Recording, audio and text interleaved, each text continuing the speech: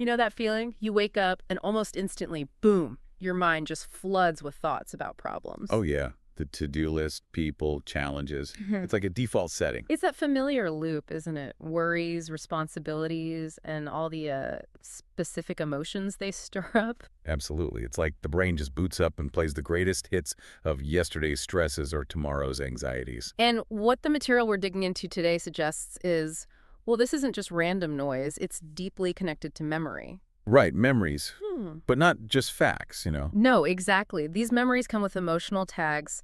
The research seems pretty clear on this. Emotions are basically the end product of past experiences. Yeah, that's a great way to put it. So when you revisit those problem memories, you instantly fire up the feelings tied to them, Stress, frustration, maybe anxiety. or even sadness or pain. Yeah, just like the source mentions. You're literally thinking the past and then you're feeling the past. Okay, and this is where it gets really crucial, right? That combination, how you think and how you feel, that actually creates your state of being in that moment. Uh, So if that state is anchored way back in the past, because you're replaying old thoughts and old emotions, then, well, the material puts it pretty bluntly. The familiar past will sooner or later be predictable future. you're kind of paving the way for more of the same. You really are, setting the stage. And a really key insight here, I think, is that you can't just think greater than how you feel. Right. Those strong feelings, the ones rooted in the past, Mm. they actually become the filter, the means of thinking. Pulling your thoughts back into those same old grooves, it's a powerful feedback loop. It really is. The body holding on to those emotions is kind of dictating the terms to the mind, keeping you, stuck in that cycle. So the big mission for us in this deep dive is really to unpack this whole dynamic. Yeah, how it all connect. The source material looks right into this connection between thoughts, feelings, the body's role, and maybe, just maybe, how we can break free. And create a future that isn't just a rerun. It's a journey into understanding why change feels so darn hard sometimes. And what tools the research suggests might actually help. Let's get into it. Okay, so let's dig deeper into this cycle. The past just playing on repeat. That morning scenario again. Thinking starts, latches on to problems. And the research describes these problems as actual specific circuits of memories wired in the brain. And these circuits aren't abstract. They're tied to everything known, right? People, objects, times, places. Exactly. So if that's where your brain goes first thing, you are literally starting your day thinking in the past. And because those memories have those emotional tags we talked about. You immediately feel the past too. Yeah. You recall that argument maybe, and boom, there's that tension again. Or that feeling of unhappiness the source mentions. So yeah, thinking past thoughts, feeling past emotions. That combo creates your state of being firmly rooted in yesterday. And this past-based state is constantly sort of broadcasting a signal, isn't it? Predicting more of what's already happened. Precisely. And like you said, the feeling part often takes over. Your current emotional state acts like this lens, shaping the thoughts you have. Which just reinforces the loop that created the feeling in the first place. It's incredibly circular. Feel lack, think lack, feel fear, think fear. It takes real conscious effort to step outside that. And our daily routines, they just cement this whole thing, don't they? The material points out what most of us do first thing. Oh yeah, grab the phone, check WhatsApp, texts, email, Facebook, Instagram, Twitter, check the news. All of it. And the research suggests that doing this makes people feel connected to everything that's known. Connected to the known. And then the physical routine just follows, right? Same side of the bed, same bathroom routine, same coffee, same drive to work. Doing the same things, seeing the same people, pushing the same emotional buttons often. This whole routine becomes, well, a program. And the sources make a really big point here. People aren't just choosing this moment by moment. They've effectively lost their free will to this program. It's not some, like, invisible hand doing it to them. No, it's the automatic running of these deeply memorized patterns. And the scale of this program is just huge. By age 35, the research says 95% of who we are is a memorized set of behaviors, emotional reactions, unconscious habits. Hardwired attitudes, beliefs, and perceptions that function like a computer program. 95%. That's almost your whole identity on autopilot. It really puts that conscious mind, the little 5%, saying, hey, I want to be healthy, happy, free, Yeah. in a tough spot. Yeah, it's in direct conflict with the body and its program. Like the source says, the body's on a whole different program. Totally different agenda. Okay, so if change is this hard because the body is basically running the show based on the past, What usually makes people even think about changing? Well, often, sadly, it's something big. A crisis, trauma, maybe a serious diagnosis, loss, some kind of tragedy. Something that really shakes things up. Exactly. But the research asks this really powerful question: why wait? Why wait for the crisis? Right. It suggests you can learn through pain and suffering, sure, but maybe you could also choose to learn through joy and inspiration. It's a choice point. The material also mentions that maybe up to 70% of people are living in survival mode or stress mode a lot of the time. 70%. How does that feed into this cycle? Well, living in that state means you're constantly bracing yourself, anticipating the worst case scenario. And that anticipation is pulled directly from past negative experiences, right? Absolutely. Yeah. So out of all the infinite potentials in the quantum field, you're subconsciously picking the worst possible outcome. And here's the kicker.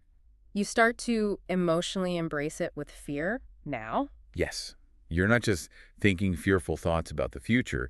You're feeling the fear right now, as if it's already happening. You're conditioning the body. So you're living the negative future before it even arrives. Exactly. And if you do that enough, the body gets so conditioned it might just trigger a panic attack seemingly out of nowhere. The subconscious fear program is running. Wow. Some sources even suggest people can get, addicted to that rush. I'm addicted to the rush of those emotions. Yeah. And they might unconsciously use the problems and conditions in their life to reaffirm their limitations so at least they can feel something. Using problems just to feel something, even if it's negative, that shows how strong those states become. It really does. And the mechanism the research describes is fascinating. Just recalling a past bad event or even vividly imagining a future disaster. Produces the same chemistry in your brain and body as if you were actually living through it. Precisely. It fires and wires the same neural pathways, making them stronger, and sends the same emotional signature to the body. And this leads to that key insight. Your body is your unconscious mind. Yeah. Your body literally doesn't know the difference between a real external event and what you're cooking up just with thought and emotion. So if the body's been conditioned for years, decades maybe, repeating these emotional states, It becomes stronger than the mind.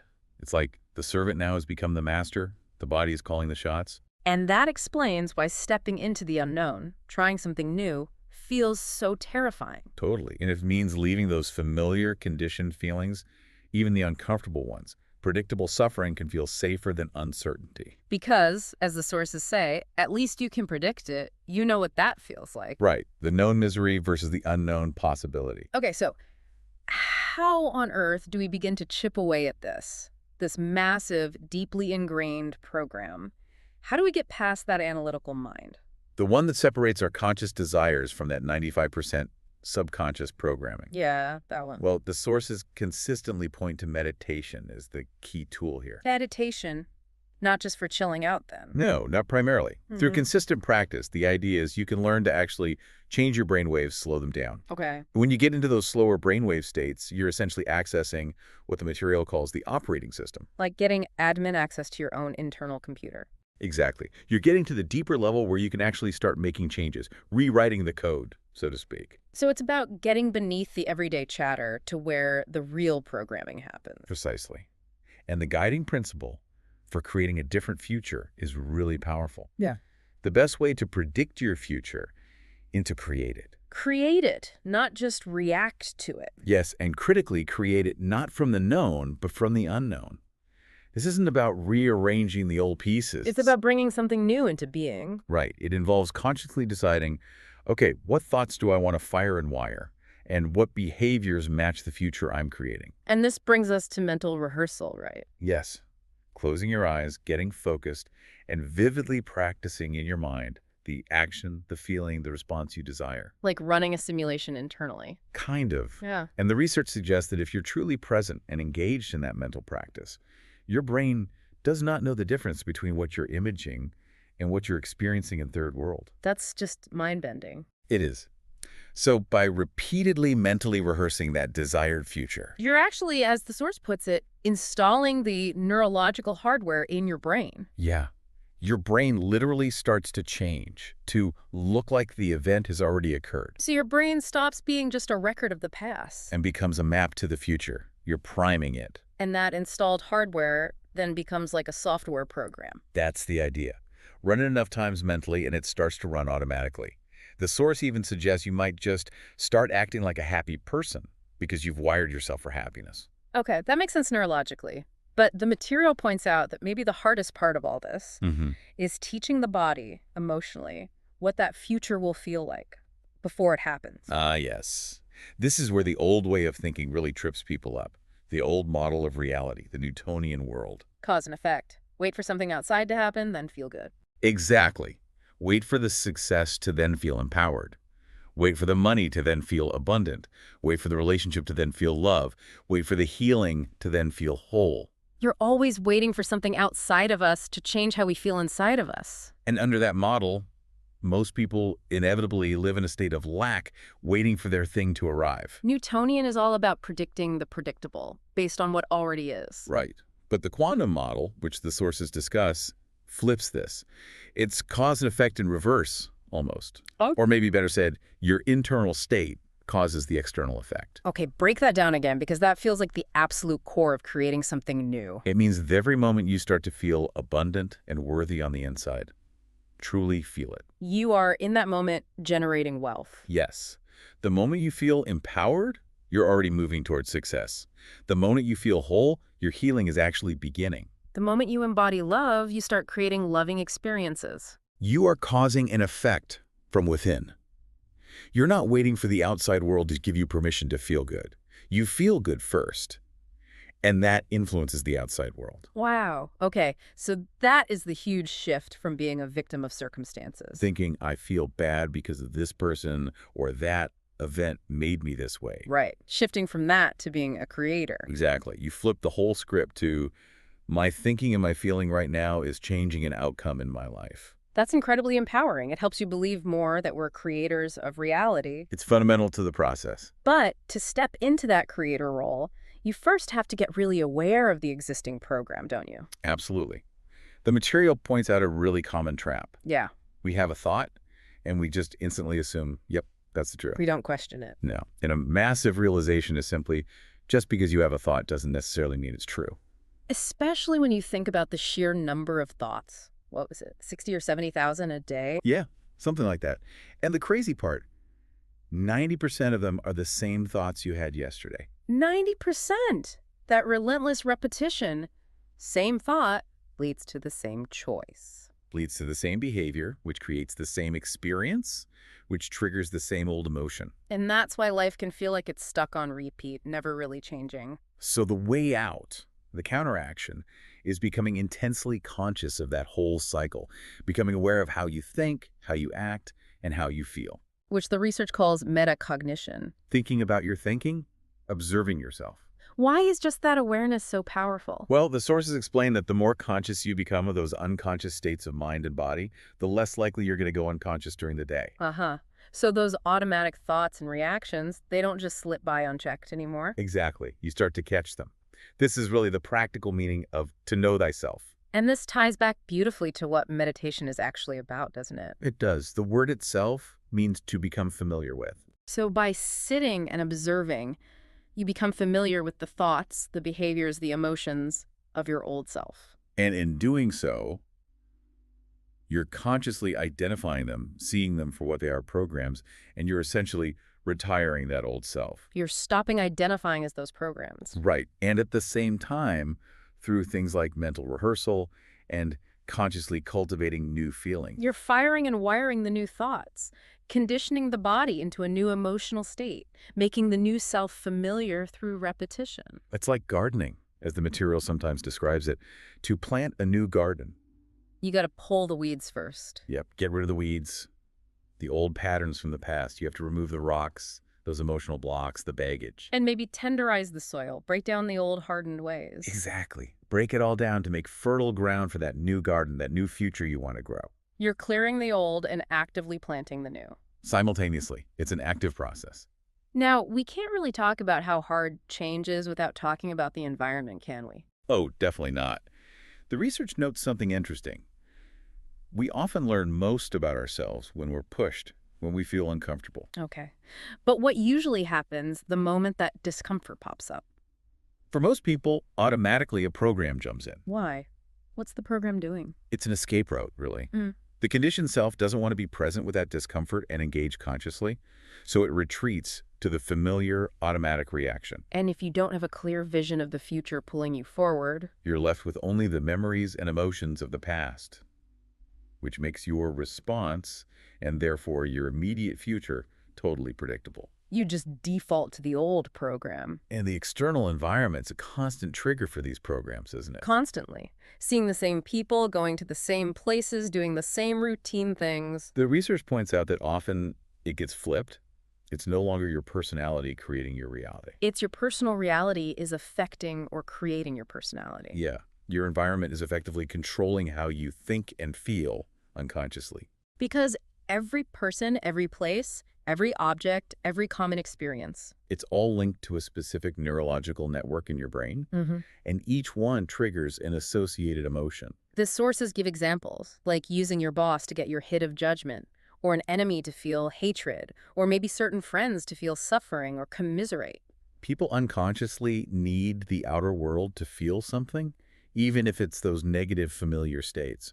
They're using the environment to reaffirm their emotional addictions. So if you really want to change, you somehow have to be greater than your environment. Greater than the conditions in your life that are constantly signaling the old self. But man, the environment is seductive. It pulls you back. Okay, so let's bring meditation back in. How do we use this tool specifically to fight that powerful pull of the environment and retrain the body? Well, the practice itself is designed fundamentally to disconnect you. You sit down, you close your eyes. And you deliberately disconnect from your outer environment, less input. Right. You reduce the sensory information flooding your brain. Seeing less, hearing less, maybe soft music, maybe earplugs, fewer triggers for those environment-linked programs. And this quiet space allows you to actually address the body, which wants to run its old programs. That's the crucial step, Yeah. training the body. You consciously tell it, nope, you're going to stay right here, like training an animal, as the source suggests. Did. Pretty much. You might even internally bargain with it, promise that you'll check emails or texts after the session. The point is, your conscious will has to take charge. The body must obey the mind. Because in that meditative state, when you're not eating, smelling, tasting, seeing, experiencing the outside world, You are purely being defined by a thought, or rather, by the awareness behind the thought. You're in the driver's seat. okay. But the body's going to push back, right? It'll try to pull you into the familiar emotional paths. Oh, absolutely. It expects its usual hit of stress or impatience or judgment at certain times. So when that craving arises or that familiar thought pattern starts, The key is to become aware that your attention has drifted to that emotion, that thought. exactly. Because where attention goes, energy flows. If your attention is on that past emotion, you're literally siphoning your energy out of the present moment into the past to feed that old program. So step one is noticing the drift. Noticing without judgment. Then you consciously settle your body back down in the present moment. You bring your attention back. You relax again. You're sending a message. The very clear one. Every time you become aware of that, pull that craving for the familiar emotion, and you settle the body back down. You're telling the body it's no longer the mind, that you're the mind. Yes, your will is getting greater than the program. You're breaking the automatic link. And you just keep doing this over and over again. Over and over again, yeah. Patiently, persistently, like training that stallion or dog. Each time you bring it back, you're strengthening your will and weakening the program's hold. Until eventually. Eventually, the body gets the message. It realizes resisting is futile, maybe even uncomfortable. It learns a new state. It was just going to sit. It surrenders. And what happens in that moment of surrender when the body stops fighting for the past? The research describes it as a liberation of energy.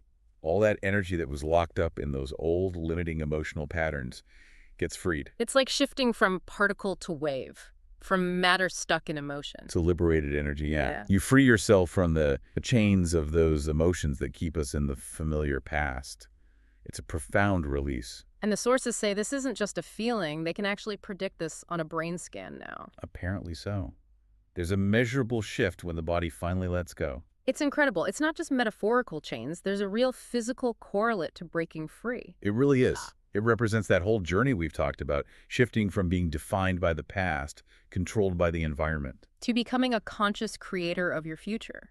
Through awareness, through feeling the future first, through retraining the mind, and crucially, the body. It brings it all together. So think about this for a second. Most of us start our day, almost reflexively, by immediately plugging back into our environment, right? Checking phones, diving straight into that known world. Which, as the research clearly suggests, just reinforces all those old programs and connects us back to everything familiar and all the feelings tied to it. Okay, so then how does the simple, maybe even radical act of not doing that, of choosing instead to deliberately disconnect first thing, close your eyes, and just sit in the unknown of the present moment like the sources describe, Hmm. how does that single choice directly challenge the absolute bedrock habits that keep most of us chained to the past? What does that deliberate pause, that step into the unknown before engaging the known, tell us about the real power we might actually have to reclaim our will from the program?